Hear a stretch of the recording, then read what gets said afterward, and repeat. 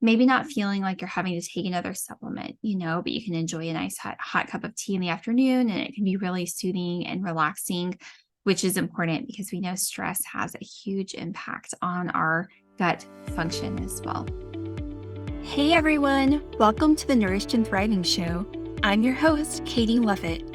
I'm a registered dietitian on a mission to help you increase your impact and legacy on the world while healing your gut and reducing your IBS symptoms. I'm so grateful to have you here. Each week, I'll inspire you to live vibrantly and provide valuable resources and information that empowers you to take bold action towards your health goals. Before we dive in, make sure you follow or subscribe to my show wherever you're listening so you never miss an episode. Ready? Let's go!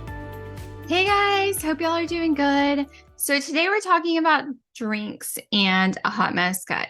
Not alcoholic drinks, just non-alcoholic drinks. But I get asked a lot, like, can I drink anything other than water? How much water do I need to be drinking? Can I be drinking anything that can help heal my hot mess gut? So we're going to dive into a few of those today, and give you some tips, give what to watch out for, when to avoid a certain drink, all of that. So we're going to go through 4. I may expand into a couple more through one of them. So hang tight and we'll see how this goes. So the first one that we're going to start off with is kombucha. So kombucha is a fermented drink. It contains probiotics in it. So it is a really great way to get in some probiotics through food and not through just taking a supplement. So it can be a really great option. You can home make your kombucha. You can buy it. They have it like pretty widely available now. It's become pretty trendy.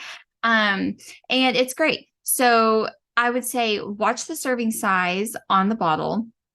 A lot of the bottles are actually 2 servings, which is great. You can split it over the course of a couple of days, because they can be a little bit pricey if you're buying them from the store. So, and just know whenever you're reading the nutrition facts panel, all of the numbers you see for like added sugar, that's really the only number I mostly pay attention to, unless I'm working with a client on a really specific target, like a protein target, something like that. Like added sugar, it's for the 1 serving, which may be half of the bottle. So then if you go drink the entire bottle, you're actually consuming double what the nutrition facts says, or 2.5 times if there's 2.5 servings in the bottle. I don't really get why they do that to us. I do know that there are standard serving sizes put out by the FDA that companies have to adhere to. But yeah, the like 2.5 servings per bottle, just make the bottle smaller, so that it's like an even number, make it bigger. But so watch out also for added sugar. So there's going to be added sugar in all kombucha. That is what allows it to ferment. That's the food for the good bacteria that are in there. So there is going to be some sugar in there. You're not going to find like a sugar-free kombucha. But try and keep the added sugar as low as possible. Like 8 to 10 grams per serving is what I would look for. Sometimes they'll have like upwards of like 12 to 16 grams, which is easily double the amount. And it can even vary within the same brand, but between flavors. So if you happen to pick up a bottle from a certain brand and you look at it and you're like, oh yeah, this is fine, don't necessarily assume that every single flavor and product from that brand is also equally as low in sugar, because it can vary widely from flavor to flavor. The last thing about kombucha is it may not be a great fit for you for a couple of reasons. If you're somebody who has a ton of abdominal bloating, if you're bloated every single day, you look like you're like 4 to 6 months pregnant by the end of the day, you struggle buttoning your pants, typically having some constipation or diarrhea or a mix. Along with that, you may have what's called small intestine bacterial overgrowth or small intestine methanogen overgrowth, SIBO or IMO. And if those organisms are overgrown in your small intestine, drinking something with these added bacteria and extra sugar in it may make you puff up even more. So that can be kind of a test. It's not a diagnostic test, but just an indicator of, hey, like, this may be something to explore as a cause contributor to my symptoms here. If that is you, reach out because I can help you kind of get it more clearly diagnosed and come up with a plan to get it better if we work together. Another reason that kombucha may not be a great option for you is if you struggle with yeast overgrowth.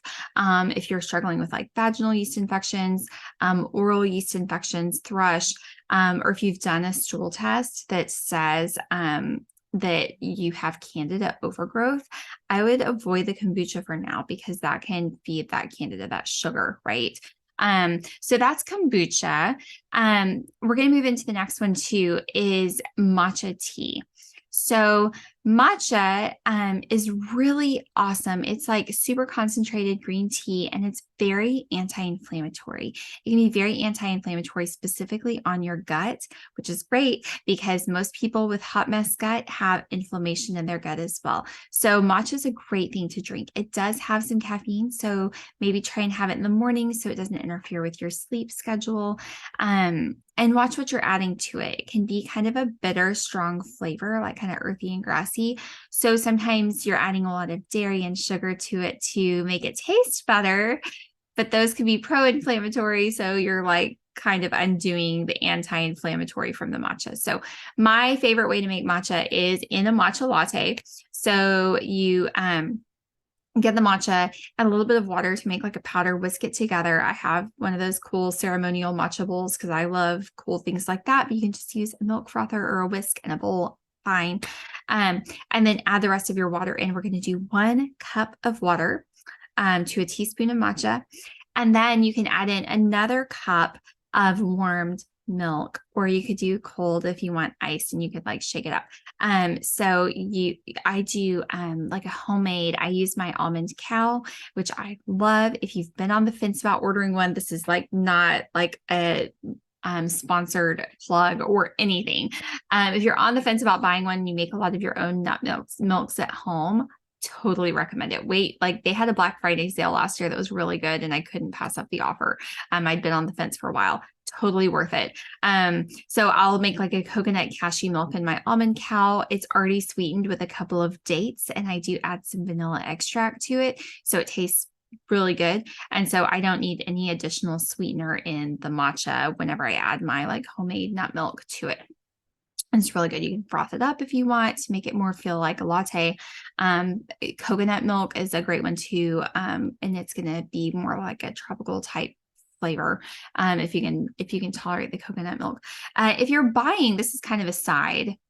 If you're buying nut milks, just check the ingredient statements. Like try and get one that's more simple. A lot of them have a lot of gums and fillers, and those can actually increase your gut symptoms as well.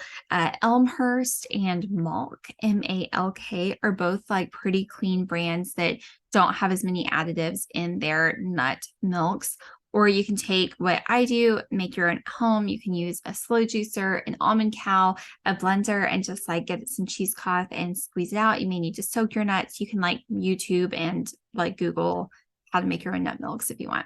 Maybe I should do a demo one day. Let me know if you want me to do that. So that's matcha. While we're on the caffeine kick, let's talk about iced tea because I live in Texas, and coffee.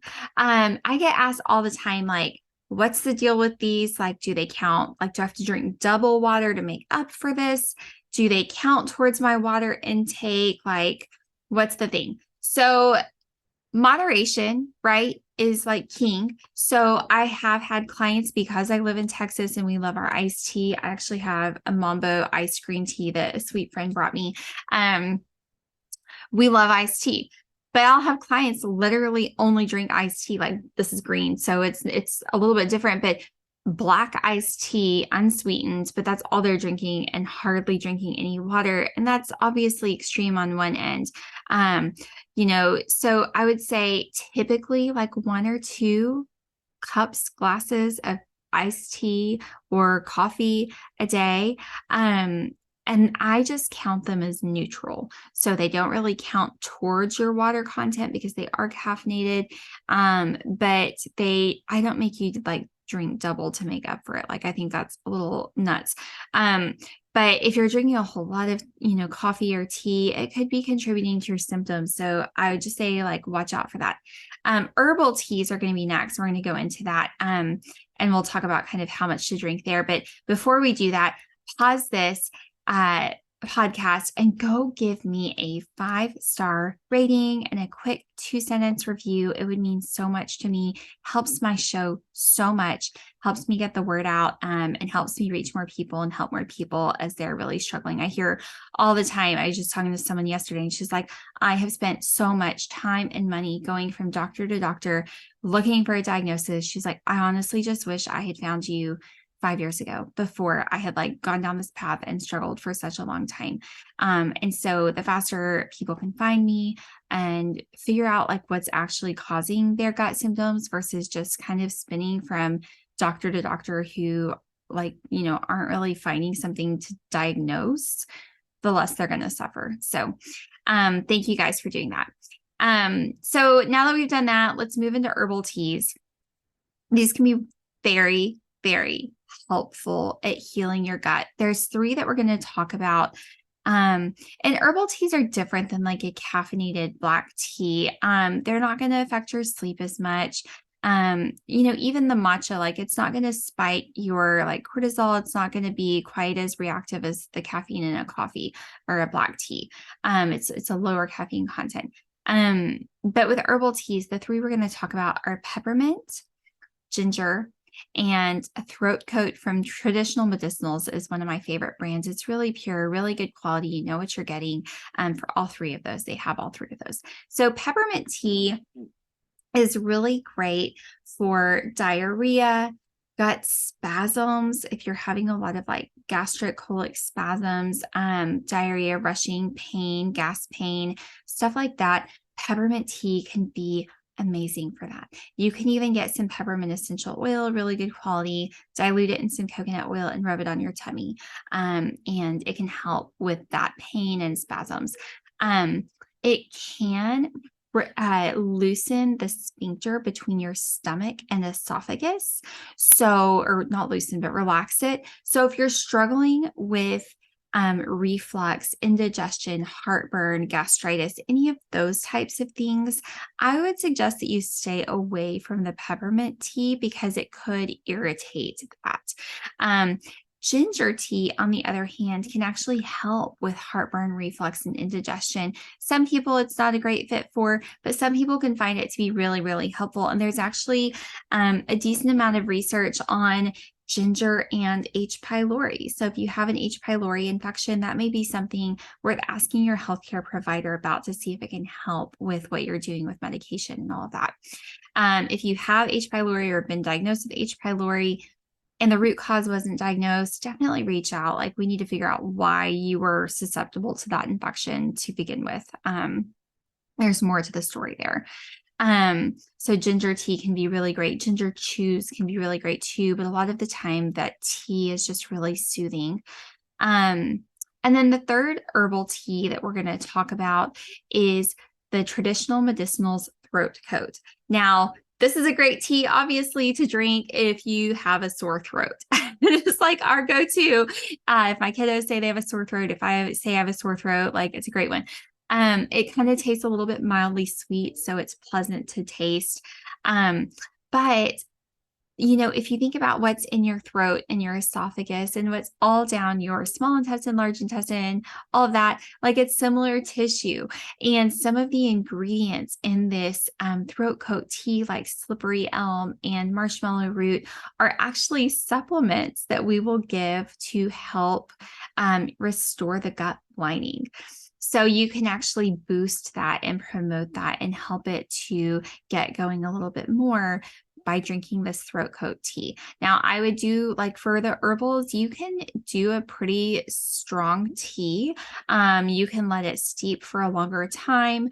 You can double up on the bags to make it more of a potent tea. So again, talk with your healthcare provider, see if it can be a good fit, try it out, see how it goes, and you may need to adjust and personalize it just like with anything else. But I love using teas, and it's maybe not feeling like you're having to take another supplement, but you can enjoy a nice hot cup of tea in the afternoon, and it can be really soothing and relaxing, which is important because we know stress has a huge impact on our gut function as well.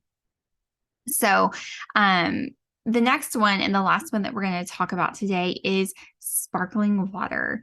This has become kind of popular lately too. I love sparkling water. It's so refreshing on a hot Texas summer day, especially if you're working to reduce alcohol intake for your health, or just, wanting something, kind of a treat, but not necessarily, a soda because you're cutting out sugar, stuff like that.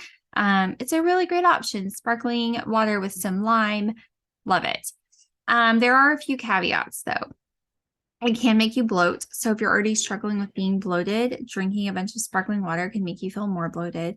It can increase heartburn feelings. Again, kind of for the same reason it creates like intra-abdominal pressure and can kind of push things up a little bit, causing you to bloat, causing things to reflux back up.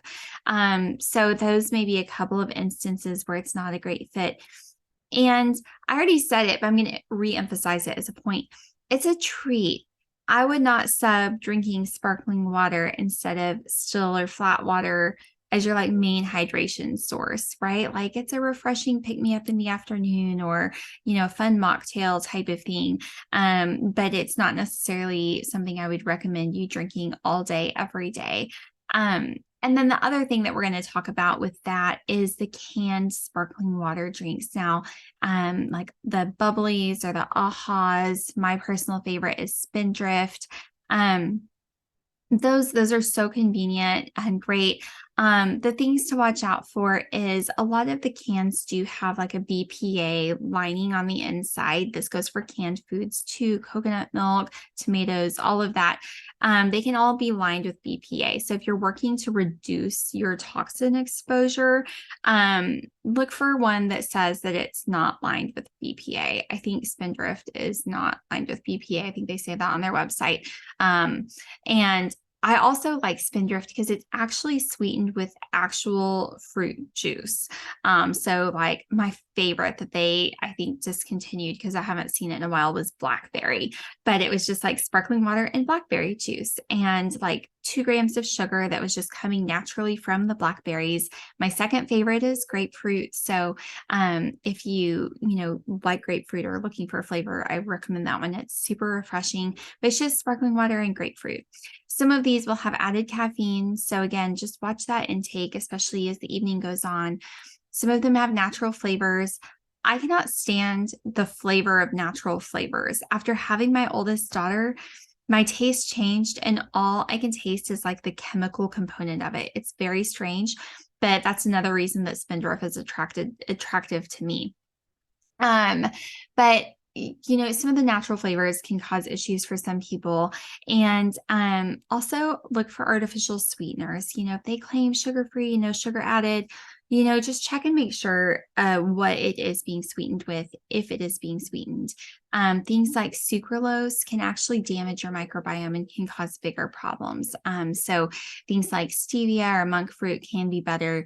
I know there was like some big news articles about erythritol recently, which is kind of honestly a different conversation, but I would just say, it was a correlation, not a causation. So we actually naturally make erythritol in our body. So it's not really clear if the higher erythritol levels were from natural processes that cause their bodies to make more erythritol, or if it was from foods that they were eating. So it's like, okay, it's higher erythritol levels are associated with heart issues, but why was the erythritol elevated? Like, where was that coming from? So that needs to be investigated further. But in the meantime, I think it makes sense, just like with everything else, it's common sense, guys. Like, don't eat your weight in erythritol sweetened candy because it's sugar-free. Like, don't look for the loophole in this, you guys. So, if you really, really love a certain sparkling water and it has erythritol or monk fruit with erythritol in it, having one every few days, I think is okay if that's the only thing that you're eating that has that in there. But, if you're just like downing things because they're like quote unquote health foods, I really encourage you to re-examine your definition of what a health food is. So that's my rant on the erythritol study that you guys kind of got on a bonus there. But that's it for today. If you guys have other drinks that you want my intake on or input on, not intake. If you want my input on, send me a message. Like if you're on YouTube, leave a comment here, go find me on Instagram, send me a message, say hi, let me know what you want me to review. Let me know what you want my, opinion on foods too. I think we should do some food ones coming up soon. So if there's anything specific that you want the 411 on, let me know. So y'all have a great day and we'll talk soon. Thank you so much for listening to the entire episode. I hope you are feeling inspired and empowered to take bold action towards your health goals. If you enjoy what you heard, don't forget to follow my show so you never miss a new episode. And it would mean the world to me if you left me a review so others knew what to expect from my show. Last, get in touch. Let me know what bold action you're taking. Let me know how you're inspired. Follow me on Instagram at the_healthygut_dietitian. I've put a link in my show notes for you so you can simply click and follow. Come say hi. I respond to all my messages and I can't wait to get in touch.